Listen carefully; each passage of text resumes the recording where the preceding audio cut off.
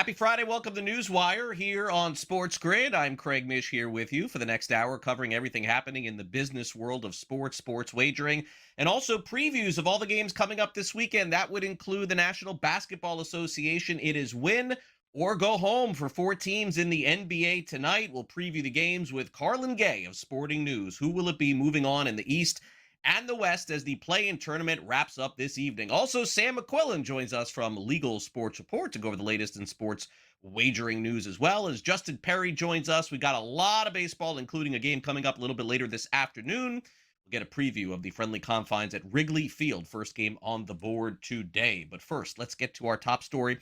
Comes out of the National Basketball Association today. It does appear as though we're putting some of this story to bed from last year. Damon Jones is expected to plead guilty in the sports gambling case. He previously pleaded not guilty to indictments charging him with profiting from rigged poker games and providing sports bettors with non-public information, but now looks like he's pleading guilty to this. It involved LeBron James and Anthony Davis while he worked for the Lakers, allegedly disseminating some information to sports bettors. Jones will plead guilty.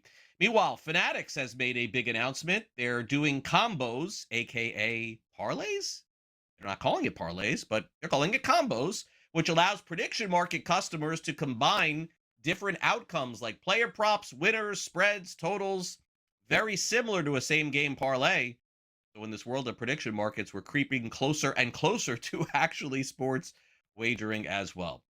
Speaking of close, wow, what a performance last night for Cleveland Guardians starter Parker Messick. He had a ninth inning no-hitter going, and then he gave up a hit to start the ninth, then gave up another hit, and they ended up getting pulled from the game after over 100 pitches. The Guardians still win the game by a final score of 4-2. Messick, 9 strikeouts, 8 innings pitched. He's been the best starter for Cleveland. Go figure that this season. Here is his manager, Stephen Vogt, on his performance and the win. Yeah, he pushes the tempo. He dictates how quick that game's going to go. Attacks the strike zone, works quick. We talk about it, feel like every 5 days, and that was that was very special. What we got to watch tonight. That's a unbelievably talented lineup. That he took a no-hitter into the ninth against, and just continued to attack, continued to give them different looks throughout the whole game. He and Hedgie were, magnificent with their sequencing. Never the same sequence once. Never really doubled up a ton. It's just that arsenal and the way they just that was a beautiful game. Great on the pitching side. Now let's get to the hitting side, where Mike Trout is the hottest player going in baseball right now. He homered for the 4th straight game yesterday. Angels win 11-4. Also, by the way, Aaron Judge homered in the game, but it hasn't seemed to matter. The Angels playing some good baseball right now, and it seems like Trout really enjoys playing in the Bronx as well. Here he is after the game on just how hot he is. You are the first visiting player to ever homer in 4 consecutive games at Yankee Stadium. Considering how much you enjoy playing here, what's that mean to you? No, it means a lot. There's been a lot of great players that obviously played here. It's it's awesome. Special with your family here? Oh yeah, no doubt for sure.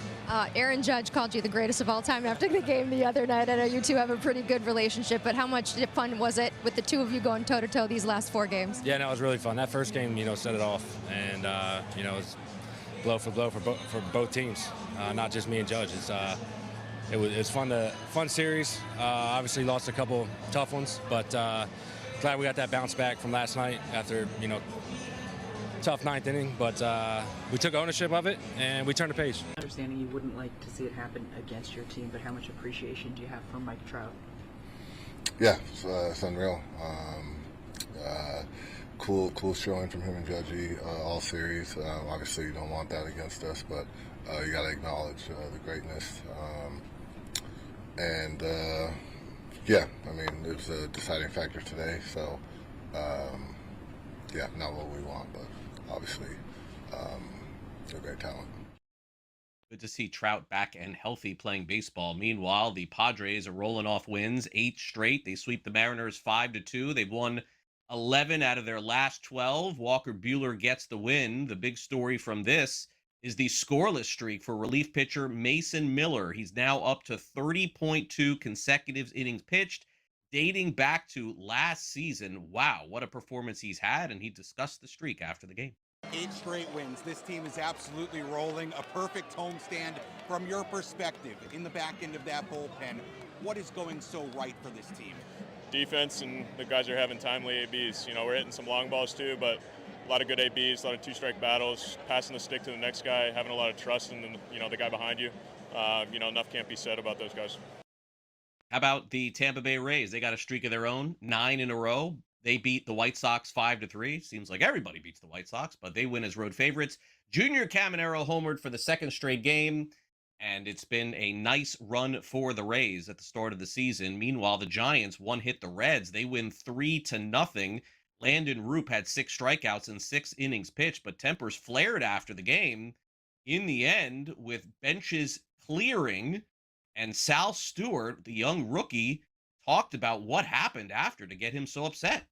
Struck out and came down the mound and was looking at me and pointing at me and just yelling. So tempers flared, things happen, and it's all good. I'm not going to make light into that. We won the series, and things happen, Tough game today, but we won the series, and we're going to go to Minnesota and play. So I'm not going to talk more about that.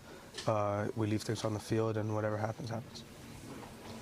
What did you think of the way Chase Burns pitched today? He threw really well. Like I said yesterday, he's going to have a really long career. He's a great player and great friend.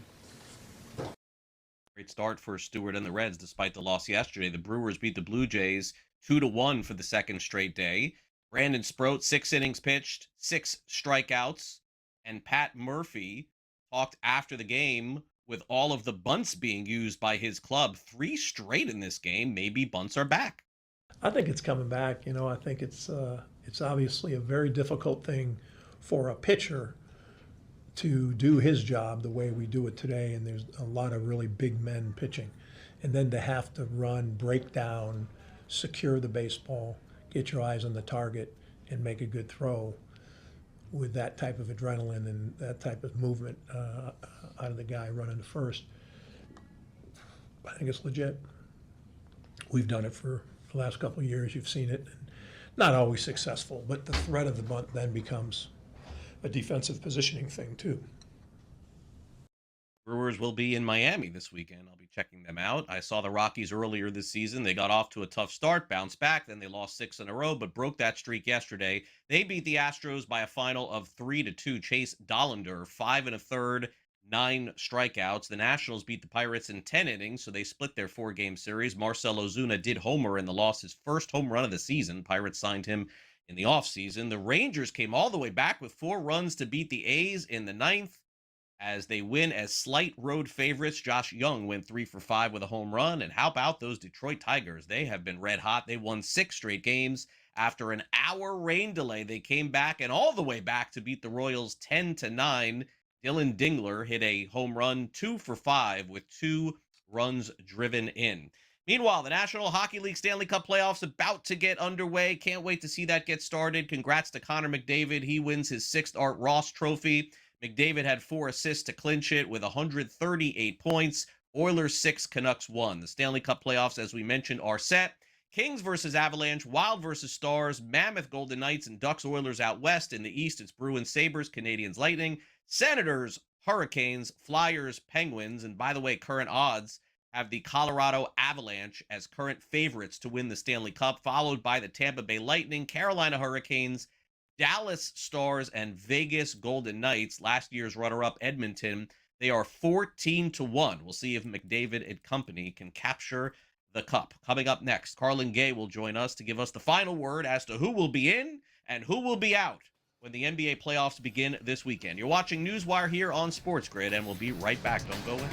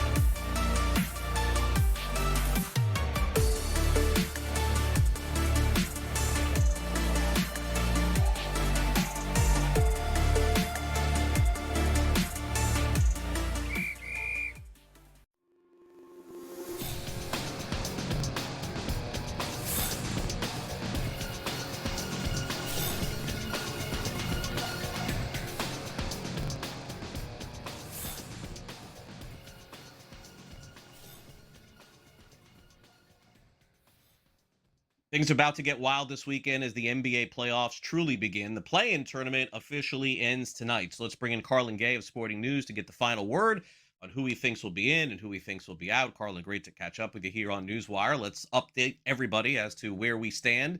Philadelphia won, so they're the 7 seed. They're in. They've moved on to the weekend. Golden State will play Phoenix tonight for the West 8 seed, and then Orlando, who lost, is going to play Charlotte tonight for the East 8 seed. So let's start there. Tonight, the Magic can do something that can put all this complaining to rest for the season. But I got to tell you, Carlin, Jamal Mosley is not feeling good. That seat is red hot. Charlotte's going to have LaMelo Ball, so that's good news for him, even though he, got Bam Adebayo out of that game. That wasn't very nice. Charlotte 3-point favorites tonight in Orlando. They make these spreads for a reason, Carlin. No one is backing the Magic. But they have shown a propensity to win when the chips are down. Is this that time tonight? Yeah, it's funny. You said that Jamal Mosley's seat is red hot. I don't know if you have a report before the season even ends that you're about to lose your job, regardless of what happens in the postseason, whether or not your seat's hot, or you just don't even have a seat to sit in. Like, I think Jamal Mosley is going to be standing on the sideline till the season ends right now for the Orlando Magic, and that team is clearly not playing for him. Because we noticed that last week when the Boston Celtics and a cast of guys that they maybe picked up at the rec center on the way into the game beat the Orlando Magic to put them in this position. They should have been playing in the first play-in game and had home court advantage in that game instead of playing in this one. And they lost their opportunity there. They showed up in Philly. They kind of gave Philly a little bit of a fight, but they ultimately lost the game. And I think the same thing is going to happen tonight. Yes, they'll have the home court advantage, but when push comes to shove, if you look into the huddle and you know that your head coach isn't going to be your head coach, regardless of what happens, win, lose, or draw, and you go on to the playoffs, you really don't have that oomph. You don't have that extra, go out there and run through the wall mentality. On the flip side, the Hornets absolutely have that. And I think Charles Lee, he won't win Coach of the Year, but he should get some votes because what he's done with this young Hornets team in the back half of the season has been incredible, and he should be rewarded with a playoff opportunity. Put the Hornets in the playoffs, and that Detroit Hornets matchup in that 1-8 is going to be pretty fun. Yeah, I do think so. Interesting to me, though. Again, I'm staring at the line thinking to myself, the Hornets were going to win. It wouldn't be that easy to make that line 3, but I don't know. Something tells me the Magic at least keeps this game close tonight, but we will see. All right, your old buddy Gilbert McGregor is freaking out here a little bit. He's covering the Suns, and he thought, oh, yeah, I'm just going to be covering a team that's going to be in the playoffs, but I'm not so sure. Steph Curry has decided to put this team on his back again, and the Warriors are 3.5-point dogs tonight in Phoenix, total 219.5. It feels like Golden State playing with a little bit of house money and now some pressure on Devin Booker and Phoenix tonight. You think there's an upset in store here, Carlin, or do you think the Suns inevitably come away with this win? Listen, if you're on the East Coast and you can try to stay up and watch this entire game, I encourage you to do so because there is no one like watching Steph Curry when he has it going. When he is on a roll, he's as much fun across any sport, really. Steph Curry is must-see TV, and we saw that, against the Blazers. He kind of got hot, got rolling a little bit, and even in his advanced age, it's just fun to watch him go out there and just take over a basketball game. And he's going to have that same opportunity here against Phoenix tonight on the road. As you said, if they lose this game, it's a ho-hum, Steph Curry has a bunch of championships. He's going to waltz into the Hall of Fame. This is not going to put anything, as negative on his resume. So he's going into a game without a ton of pressure in an elimination game. And normally when Steph Curry has those opportunities, he performs to the highest level because he always wants to remind you, hey, I'm still one of the greatest players that ever played this basketball game. The other player that has super motivation, Draymond Green, and he's going to be extra motivated to remind Dylan Brooks that he is still the ultimate shut you down bad guy in the NBA. So I do have the Warriors going on the road and surprising the Suns. The Suns have had an incredible season, but with the injuries that stacked up in the middle of February into March, put them in this play-in situation. They should have kind of been a top 6 seed. They were playing that way. And I really believe that they probably would have got into the postseason if they were able to stay healthy all season long. But they're running into a buzzsaw on Steph Curry, who was on a mission to get his team into the postseason one more time. Yeah, it does look like it based on what I saw last game. But again, we'll see tonight. Should be fun. Okay, coming up this weekend, we got some really fun series in the NBA, but if the league had its choice, this would be the 6 a.m. start game. Oh my gosh, Carlin. Like, I mean, no offense to Toronto or Cleveland here, but this is just like, the Houston Texans playing on Saturday afternoon. I just got to call it what it is because Cleveland is really good. And unfortunately, I think that there's a chance that they're way better than even Toronto is in the series. But I have a feeling in the end, Toronto probably wins their home games. But man, they're up against it in game one. Cleveland, 8.5-point favorites, total of 219.5. And by the way, Cleveland had a chance to rest some guys at the end of the season, too. Let me help some people out here right now. If you have a partner who does not like watching basketball with you, take this game as an opportunity to show them that you can skip a couple playoff games, and it would be you can win some brownie points in this one. Hey, we can watch this one later on tape. Don't worry, we don't have to watch this one live. This series right now is going to be one of those series that we find out about who wins next week because everybody will be skipping this one. But I do have Toronto splitting the game, one game, either game one or game two, and going back home with a 1-1 tie. It's just not going to be game one. Cleveland's going to be fired up. They're going to be jacked up. Donovan Mitchell is going to have one of those takeover type games. Let's see if he can do that in games 5, 6 in this series when it gets there. But Cleveland should win game one, and they should do it running away. Okay, so now the most intriguing series, because I'm seeing a lot of backing for the Hawks here, Carlin. I don't know. Maybe it just doesn't happen here. But Knicks are 5-point favorites, total 216.5. I think if the Knicks come out and smash Atlanta in game one, all New York fans will just feel, okay, we'll probably end up winning this series in 6 or 7. But what happens here tomorrow in game one? Yeah, Side Talk New York is going to have another one of those epic videos that go viral all over the internet. Playoff basketball, regular season basketball. Two totally different styles of basketball, two totally different styles of playing. The Atlanta Hawks are going to find out exactly what playoff basketball is all about tomorrow night on the road, Madison Square Garden. I expect the Knicks to come out swinging and really put them down here in game one. All right, we have more to cover here, including some of the West Coast playoff games. No Luka Doncic for the Lakers, but what are they up against taking on the Rockets? Carlin will tell us if they stand a chance in this series when we come back.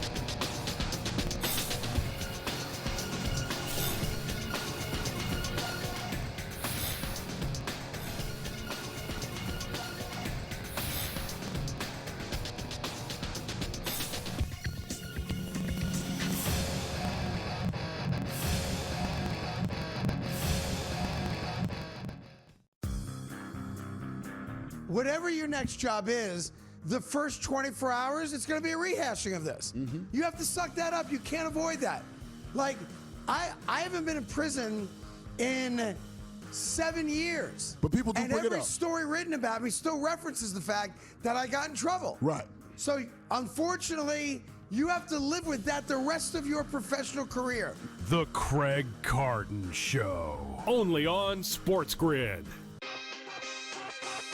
Process is closed. Let's call it out for what it is, right?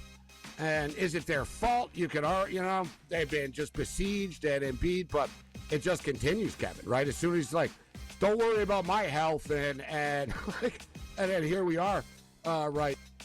I would have traded him a couple of years ago. I would have gotten ahead of the curve, Kevin. Game time decisions, only on SportsGrid. All these idiots out there sounding off on Tiger right now. See, it's so easy to go after a guy that's hurt. He's hurt. Whether you call it whatever you want. He's got a little bit of an issue and he's going to fix. Okay? They're attacking. Attack. Why don't you all shut up and let him go do his thing? He had to leave the country to do it because of privacy? That's nauseating to me. Outspoken with Dan Cilio. Only on SportsGrid. At the end of the day, LeBron's going to have to put that team on his back. Can he do it? I don't know if he could do it for a 7-game series. Can he give you two, oh my goodness, LeBron at 31? Yeah, I think he can give you a couple of those games. But it's about the other guys that have to step up. Pro basketball today, only on SportsGrid.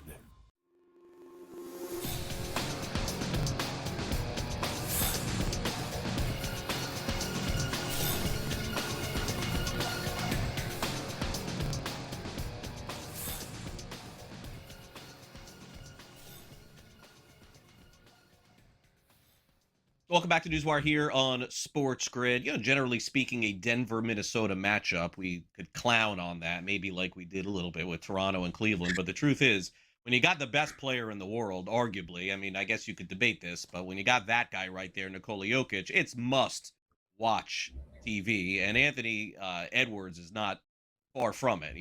We got superstars, Carlin, going in this series. So, of course, a lot of folks will be locked in. Denver is a pretty significant favorite in the series, minus 295. That does make sense. They've been the better team all season long. And they are pretty significant favorites to start off game one as well. 6-point favorites, total 231.5. But something tells me, Carlin, that this is going to be a long series. I don't think Denver is going to wipe the floor with Minnesota. Minnesota's shown a lot of guts this season, a lot of different times. Yeah, and we've seen in the past, in the past 2 years, that this Minnesota team knows how to win playoff series. They've been in the conference finals each of the last two seasons. I don't think they get there this year, but they also know how to just kind of scrap these wins out. And Anthony Edwards has proven, like, hey, I can be a playoff performer. I can raise my game to a level that I need to get through to another round. And he's also proven that, hey, when the chips are down, I can guard your second best player, Denver, which is Jamal Murray, and kind of shut him down a little bit. If you guys remember in the playoff series a year ago, Jamal Murray was kind of held in check by Anthony Edwards throughout that playoff series. And that's where the series kind of lands to me. We know Nikola Jokic is going to be great. We know Anthony Edwards is going to be great. We know people are going to make memes about Rudy Gobert and how he can't defend in the playoffs.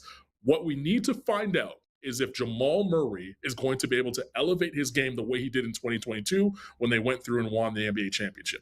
If he can be that Jamal Murray, well, this is consistently, then Minnesota has a sneaky chance to maybe upset the Denver Nuggets. I do have the Denver Nuggets winning this one in 6 games, but I will say Jamal Murray is going to have to show up in every single one of those 6 games if they're able to go through. I think you nailed it. I think that's exactly what I would say. Denver probably in 6 in that series. All right, so here's the unfortunate part about Saturday night. Look, I mean, if Luka Doncic is playing in this series between the Rockets and Lakers, it's an epic one. I mean, you got Hall of Famers all over the place here in this one, but unfortunately you don't. And there's been no injury update on Luka whatsoever. So that tells me the Lakers have to get out of this series for him to play at all in the playoffs. So that's a week and a half, 2 weeks here. And the odds makers are telling us they're not. Houston is minus 800. That's one of the biggest favorites in the first round of the playoffs, even with the 1/8s and the 2/7s. And the Lakers are also 5-point dogs on Saturday night, too. Houston minus 5, total of 206.5. So set the table for me, Carlin. What has to happen, let's just say, to make this a series and show the odds makers they were way off on Houston being this big a favorite? I can't make a case. Make a case for it. The case has to be that you're expecting a 41-year-old LeBron James to turn into what he was maybe 5 years ago and take over this series and kind of carry the Lakers through past the promised land. I would say, though, there's not a great chance of LeBron turning back the clock and being what he was 5 years ago. But I think LeBron can be good enough to steal you a couple of clutch, close games, right? Like, if the Lakers can do their best to keep it close in the last 5 minutes of a game, I think that will give LeBron James enough to get you passing over the line, maybe steal a couple games here or there. The other side of things is, let's not forget, Kevin Durant is no spring chicken himself. Like, he's not buying green bananas in his NBA career either. So, he has to show up and perform at a high level. And, oh, by the way, they're missing some of that playoff experience outside of Kevin Durant. It's just a very young Rockets team who were out quickly in the playoffs last year. That's the reason why they brought Kevin Durant in. So, yes, Ime Udoka is a great head coach. They're going to have a great game plan to kind of throw things at LeBron James, but he has seen it all. If you're a Laker fan out there, all you're asking for your team to do is not get blown out. Give you the last 5 minutes of a basketball game and hope the king could be the king once again. So, Carlin, as we wrap up that series, what's your prediction on that? Do you have Houston, and if so, how many games? Depending on Luka's health here, I'm gonna go. If no Luka, I'm gonna go Rockets in 6. If there is a Luka, I think we see a 7-game series, and I think that if Luka is healthy enough to play in the games and be effective, I think the Lakers have enough to get through. You're following this closer than I am. Is there a chance that he comes back? I haven't seen anything. There's always a prayer, as long as they haven't ruled them out completely. So that tells me something that, they're keeping hopes alive. So again, a 40% Lucas is better than not having him at all, right? Like, so yeah, you kind of hope that he can at least step on the floor and maybe give you something. Carlin with the "There's always a prayer" line. That gives the Lakers a lot of hope going into this series. All right, Carlin, we'll go with "There's always a prayer." Thanks for coming on. Really appreciate it. Have a good one. He's not a lot of confidence there from Carlin. All right, we'll be right back with Sam McQuillan when we come back next.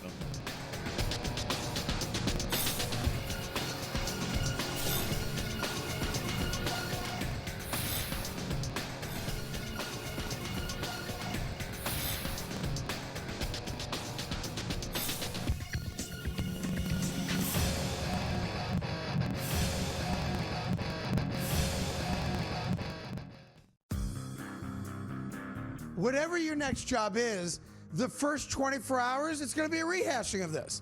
You have to suck that up. You can't avoid that. Like, I haven't been in prison in 7 years. But people do and bring it every up. story written about me still references the fact that I got in trouble. Right. So, unfortunately, you have to live with that the rest of your professional career. The Craig Carton Show. Only on SportsGrid. Process is closed. Let's call it out for what it is, right? And is it their fault? You could, they've been just besieged and Embiid, but it just continues, Kevin, right? As soon as he's like, don't worry about my health, and and then here we are, right? I would have traded him a couple of years ago. I would have gotten ahead of the curve, Kevin. Game time decisions. Only on SportsGrid. All these idiots out there sounding off on Tiger right now. See, it's so easy to go after a guy that's hurt. He's hurt. Whether you call it whatever you want. He's got a little bit of an issue that he's going to fix. Okay? They're attacking. Attack. Why don't you all shut up and let him go do his thing? He had to leave the country to do it because of privacy? That's nauseating to me. Outspoken with Dan Cilio. Only on SportsGrid. At the end of the day, LeBron's going to have to put that team on his back. Can he do it? I don't know if he could do it for a 7-game series. Can he give you like 2, oh my goodness, LeBron at 31? Yeah, I think he can give you a couple of those games. But it's about the other guys that have to step up. Pro basketball today. Only on SportsGrid.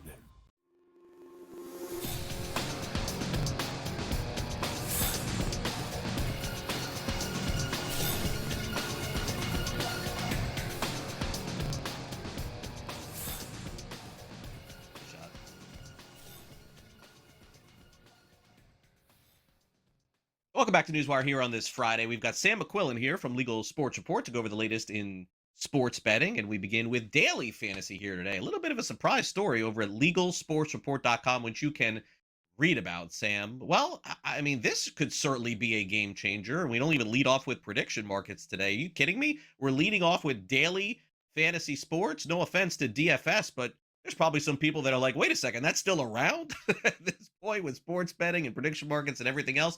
The state of Virginia, Sam, is looking to dial it back a decade and say you got to pay taxes on DFS. What's going on here?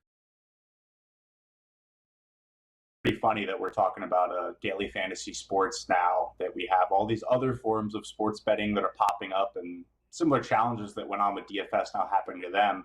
But Virginia, I think about 10 years after they formally okayed daily fantasy sports betting, now they're trying to make some changes finally. One of that is to actually tax the industry for the first time because of the craziness of state fantasy laws and how they can differ. Some states have really strict laws and rules governing the products. A lot of other states, like Texas is one, really have, it says it's illegal, but they're still there anyway, and it hasn't been enforced. Virginia is kind of in the middle where it's been allowed, but it doesn't have really any legislative or governing body that really makes rules for these products. So they finally came out with some new ones. The timing is definitely interesting given all, the prediction market activity going on, and lawsuits that the state's involved with. But among some of the other changes, Craig, notably is going to be the ban on player versus house contests on fantasy sports products, which we talked about maybe a couple of years ago when states really started to crack down on pick 'em products from Underdog and Prize Picks. These pick a couple player props and kind of make a parlay that a lot of states came down against. So that'll target those products from those companies.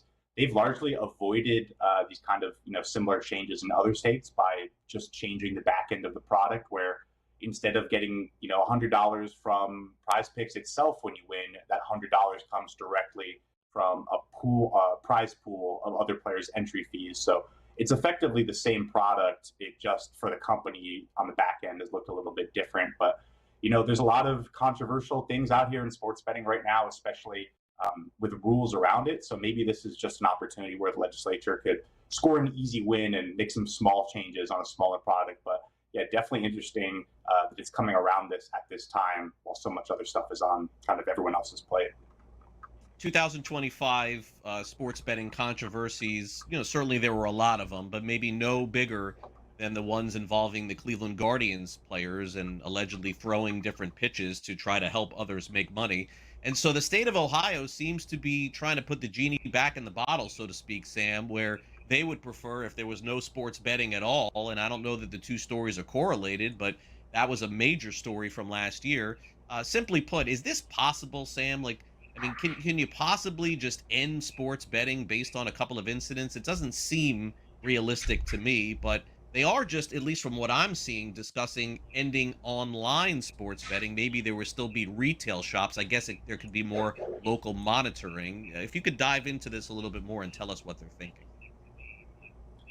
Yeah, I think we know pretty well that no matter what any lawmaker does ever, even if it was a bill that kills or makes sports betting illegal, sports betting is still going to happen. And it's been happening throughout the past, I don't know, however many hundreds of years of sporting events in this country, which is one of the reasons states legalized sports betting in the first place, a state like Ohio. So it's not really a thing they're able to do is end the actual practice. But when you have these, these incidents, these headlines that you mentioned from the Cleveland Guardians pitchers in sports betting scandals, and, people talk about legal sports betting as encouraging bad actors, which, could be true, could not be true. It makes a lot of these things more politically palpable, at least for lawmakers in Ohio to actually propose ending all online sports betting, which we know is where the bulk of all the legal activity is. And also in the proposal, they're proposing ending player props and parlays. So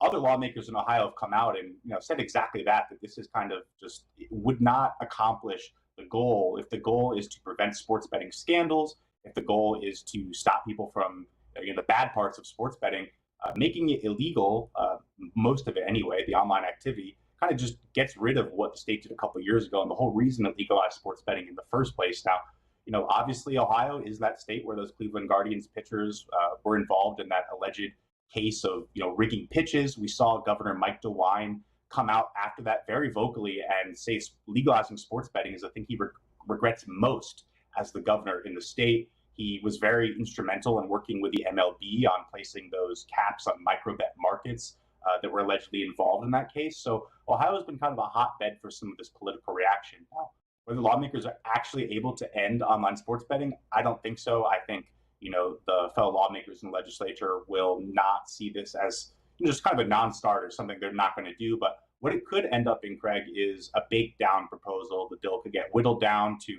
perhaps remove player props, perhaps remove parlays, perhaps do something smaller as a result of this kind of bigger push. So it's definitely something we're going to keep watching that could pop up in other states as well. Any kind of restrictions that come out of all of these crazy cases we've had over the past couple of years. And, you mentioned that might be the biggest one we've had, which is saying a lot considering the fact that, NBA head coach, I think the second day of the season, was arrested by the FBI. And you have the Terry Rozier case, and every day it just seems like there's more of these scandals, which in turn lead to these kind of proposals.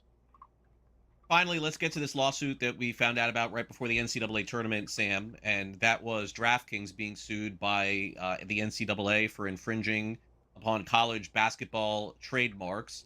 Should DraftKings have been more careful with this, Sam? Should they have not used these? Or generally speaking, we see so much infringement through the years that's not caught or not enforced. Was this one of those simply that was caught, or did DraftKings really go too far? Yeah, well, DraftKings certainly does not think it went too far. It certainly does not think that it shouldn't have used the name March Madness on its betting markets on the app. You know, when you go to bet on the NCAA tournament, you open it up, you click college basketball, and it says March Madness games. DraftKings says that was to have a distinction between any other sport that it offers. It does a similar thing with the NIT, and it argues that it's not actually using the March Madness logo or the trademark in that sense, but it's protected by the First Amendment and free speech. So DraftKings definitely does not think that it did anything wrong here. They've asserted that multiple times. The NCAA, meanwhile, which the lawsuit just kind of came on the second day of the tournament, sort of out of nowhere. They've been very vocal about wanting the case to move very fast before next year's tournament. They filed with the district court just yesterday, urging them to speed up the timeline for the trial so that March Madness is not underway again next year and DraftKings is using the same thing. They said the trial will probably take pretty quickly and not that long. But notably, we've had other sports books kind of change what they're doing as a result. We had BetMGM stop using the term March Madness. I think they call them men's March tournament games instead. So it's always interesting with the nuances of what these sports books and other platforms are able to offer. If you go on Kalshi or Polymarket, for example, which doesn't have a deal with the NCAA or the NFL for that matter, they talk about the Super Bowl as the big game. There's other ways to try to allude to this. So I think that's what the NCAA is trying to argue that DraftKings should have done here. And DraftKings saying, you don't have a license on just the words March Madness. Gotcha. Some of that usually happens every year with the Super Bowl as well. Oh, I said Super Bowl. Say that? Anyway, hope so. Sam, I hope you have a great weekend. Enjoy the basketball games for sure. And we'll check back in with you next week here on NewsWire. Thanks again. Yeah, Craig. Thanks a lot. All right, Sam McQuillan, you can read all of his work over at LegalSportsReport.com. Make sure you go ahead and check him out. By the way, coming up next, we preview some baseball, afternoon baseball and evening as well. I believe one game before the lights and then the rest of the game under the lights. Justin Perry is going to join us next to break down the latest in hardball. You're watching NewsWire here on SportsGrid on this Friday. Hopefully your weekend's off to a good start. We'll keep that going for you next when we come back. Don't go away.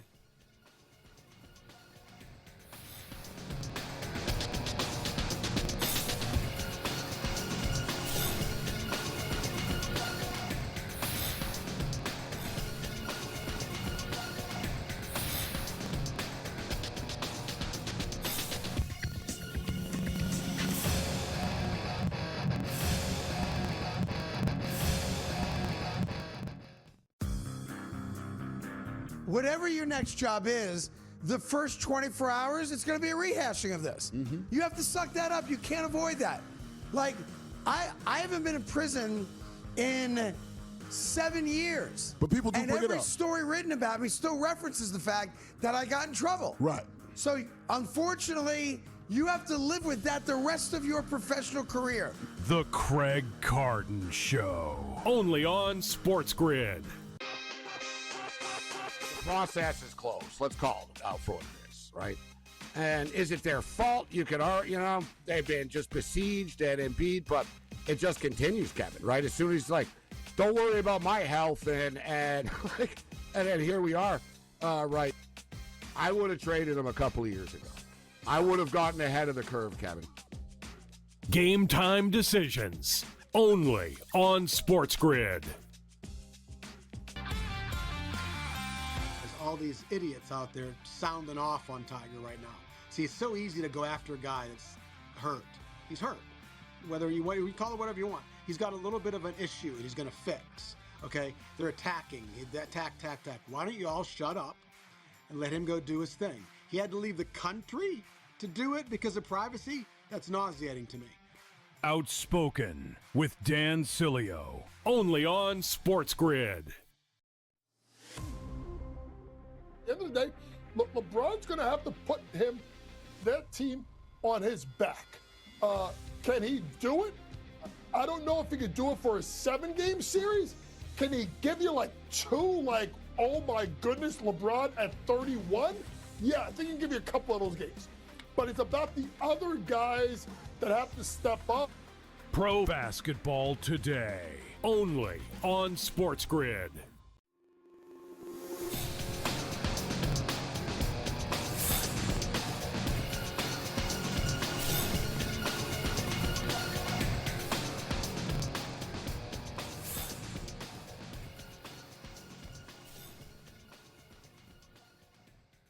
Welcome back to NewsWire. Justin Perry is with us to break down the latest in Friday's afternoon and evening Major League Baseball. Great to have him back here on the show to break it all down for us. And of course, we got some great games tonight. But we do have one afternoon game, Justin. So let's get to that first, and then we'll get to the rest. And the total in this game sort of tells the story. All I got to do is take a look and see, wind could be blowing out today at Wrigley. 10.5 the total here.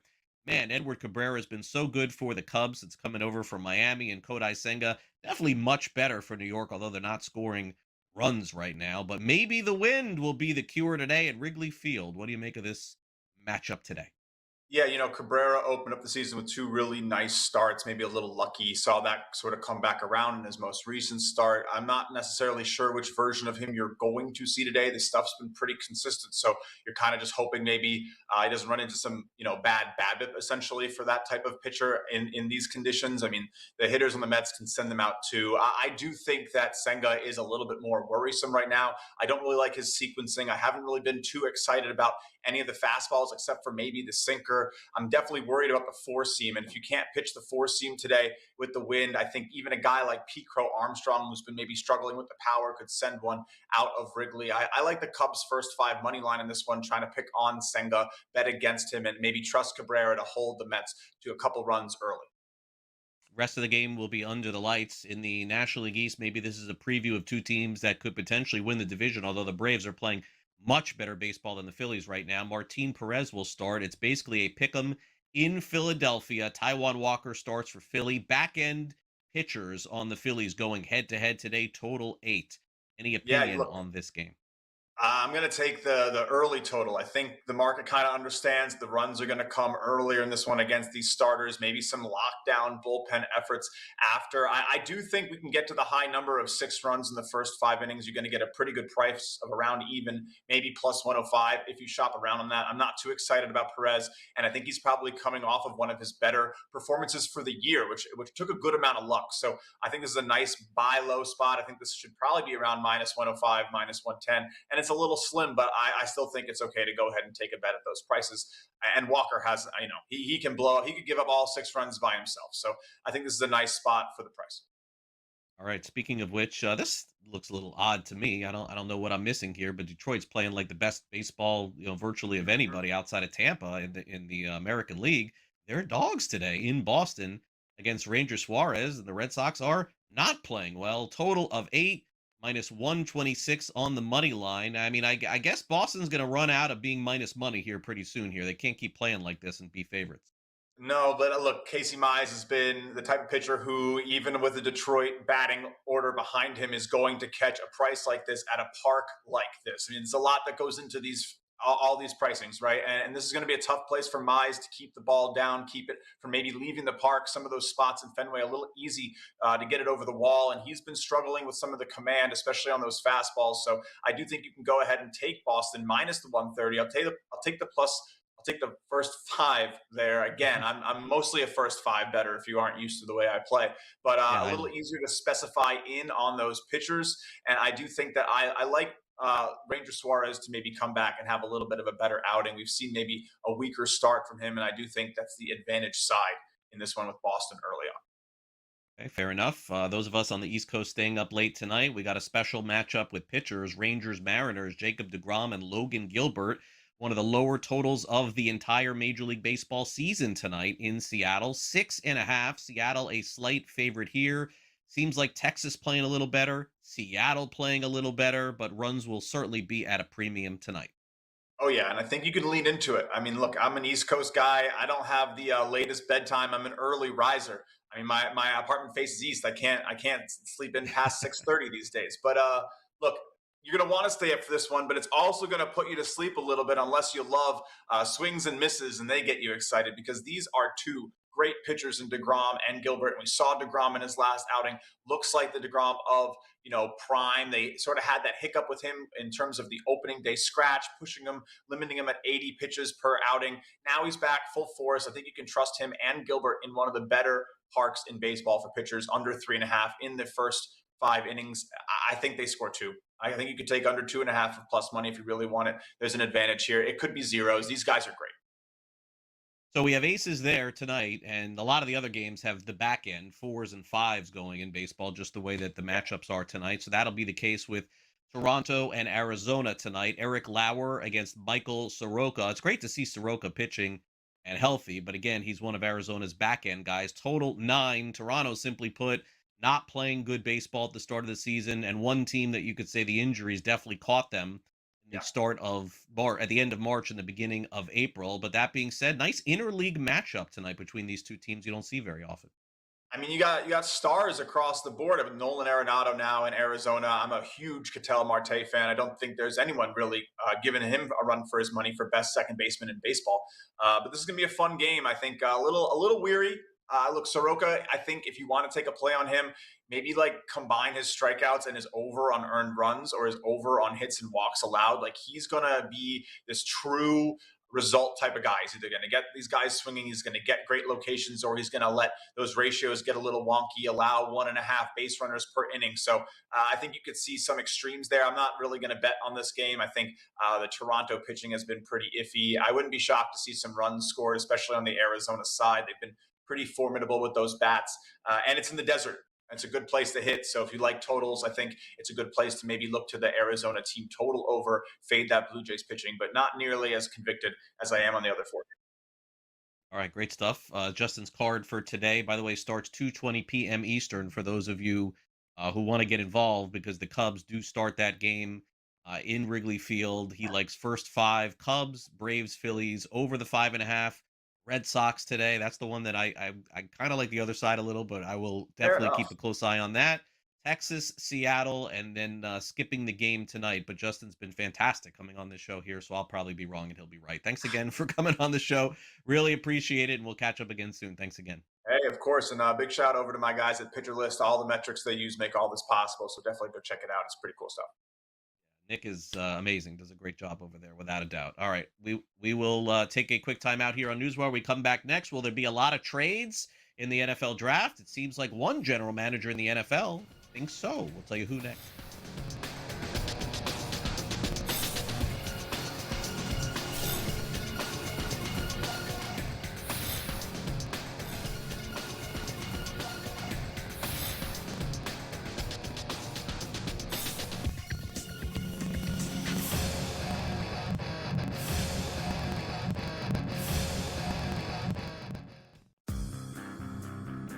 Whatever your next job is, the first 24 hours, it's going to be a rehashing of this. You have to suck that up. You can't avoid that. Like, I haven't been in prison in 7 years. But people do and bring it every up. story written about me still references the fact that I got in trouble. Right. So, unfortunately, you have to live with that the rest of your professional career. The Craig Carton Show. Only on SportsGrid. Process is closed. Let's call it out for this, right?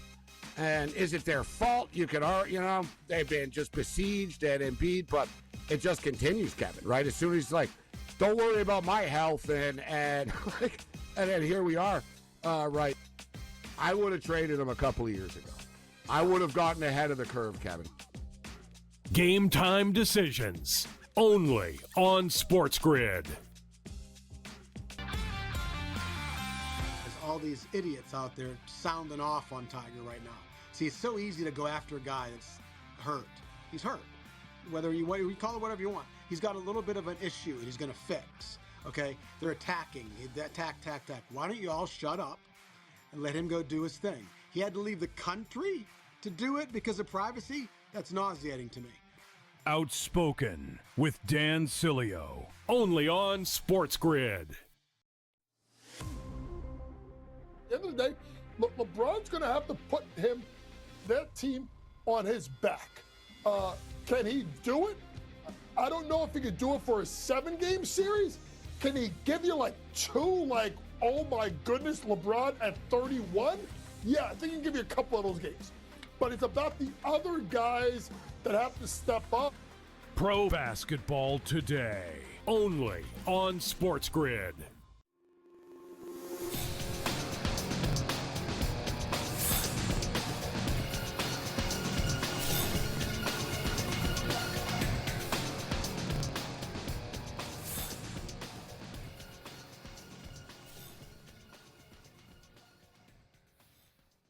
We got great coverage coming up next week for the NFL draft, as we always do here on Sports Grid. And one reason why, in particular, you may want to tune in next Thursday is because we could see a flurry of trades like never before. And when I say that, I don't say it lightly. When I say something, I believe it. It seems like this year has been a lot of silence going into this thing, so much so that the Kansas City Chiefs general manager, Brett Veach, thinks there could be a ton of moves before and even during the NFL draft next week.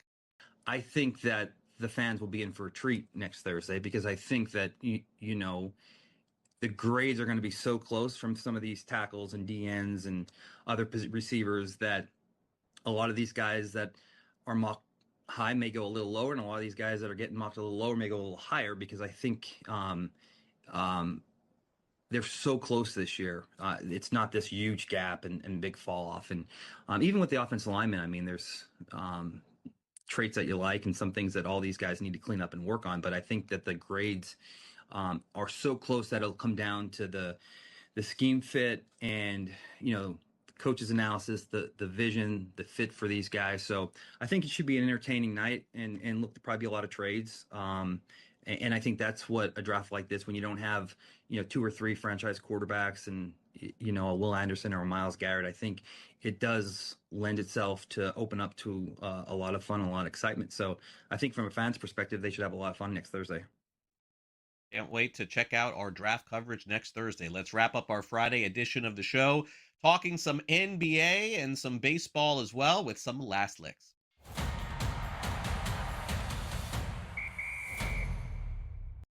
All right, so naturally, Madison Square Garden is going to be hosting basketball games this weekend and Monday, and so the tickets are going to be a lot there. They always are. But would you believe around the league that it seems to me that the buy-in prices in this first round of the NBA playoffs are pretty cheap, and maybe that's because fans just want to go to the next round hoping their teams advance. But take a look at this.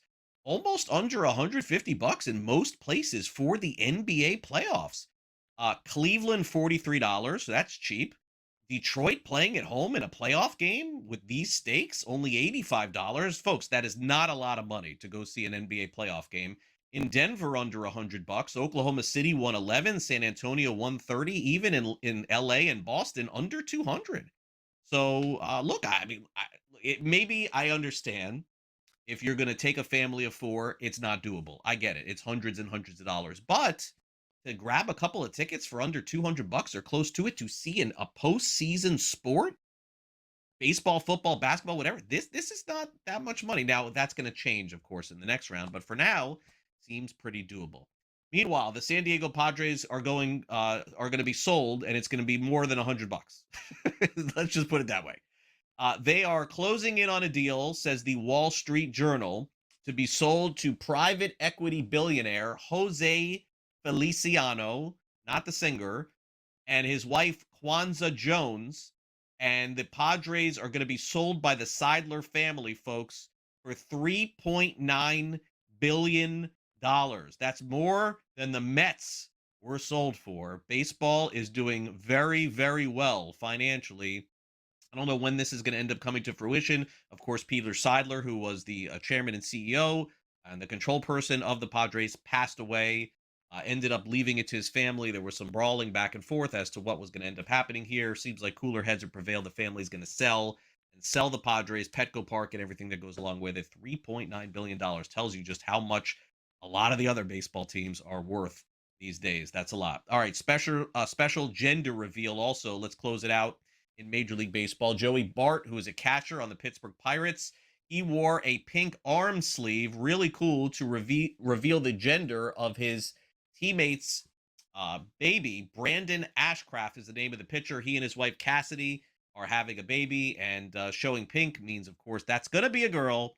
And a really nice gesture, I think, from Joey Bart to do that. And naturally, we're doing all kind of gender reveals videos, kind of funny. And this one actually happened to get a game in Major League Baseball as well. Great stuff. Hey, great week of shows for us here on NewsWire. Thanks for tuning in so much. We'll, of course, be back Monday, so make sure you catch us. We got a good Pro Baseball Today show coming up this Sunday with me and Donnie Rightside, so make sure you stay tuned and catch us. You could also download the SportsGrid app for more information on all of our shows.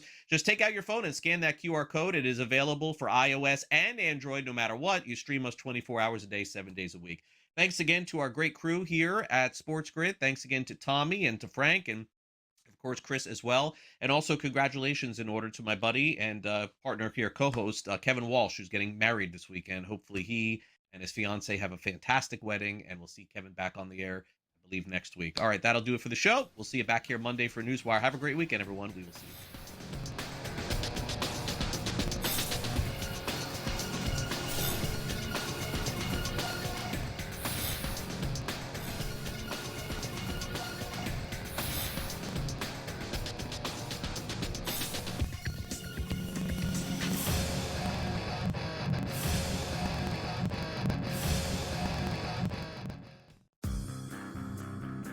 Whatever your next job is, the first 24 hours, it's going to be a rehashing of this.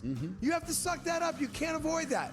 Like, I haven't been in prison in 7 years. But people do and bring it every up. story written about me still references the fact that I got in trouble. Right. So, unfortunately, you have to live with that the rest of your professional career. The Craig Carton Show. Only on SportsGrid.